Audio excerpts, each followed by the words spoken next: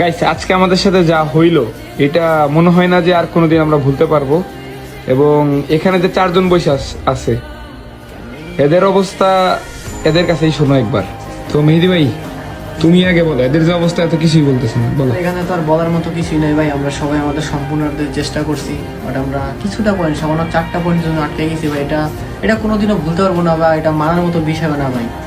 আর মাহফুজ ভাইয়ের কথা আমি নাই বলি, এই আজকে কতটুক দিছে কতটুক করছে লাইভে প্রমাণ আছে টিমের জন্য। দাদা কতটুক করছে না করছে শুরু থেকে সবাই জানে, দেখতেছে। এবং সর্বশেষ যদি আমি আলিফের দিকে আসি, 1.5 মাস যাবত পিসি থেকে ফোনে শিফট হয়ে কতটুক করছে না করছে, আফসোস ছাড়া এখানে কোনো বিকল্প আমি পাইতেছি না। মাত্র 4 পয়েন্টের জন্য নাকি আমরা ইন্দোনেশিয়ার জন্য কোয়ালিফাই হতে পারলাম না। পারমুডা খারাপ, আমাদের টার্গেটের খারাপ, সোলারা খারাপ। এই 3টা ম্যাচ খারাপ খেলেও আমরা 5 পয়েন্টের জন্য টপ হইতে পারিনি। আর আপনারা আমাদের অনেক বেশি সাপোর্ট ভালোবাসা তো দেখাইছেন, আমি জানি আমাদের থেকেও কষ্ট আপনারা বেশি পাইতেছেন। মাত্র 4 পয়েন্টের জন্য নাকি আমরা এই ওয়ার্ল্ড সিরিজের জন্য কোয়ালিফাই করতে পারলাম না। তো এখন জিনিসটা ভাবেন, 4 পয়েন্টের জন্য আমরা ইন্দোনেশিয়াতে যেতে পারলাম না।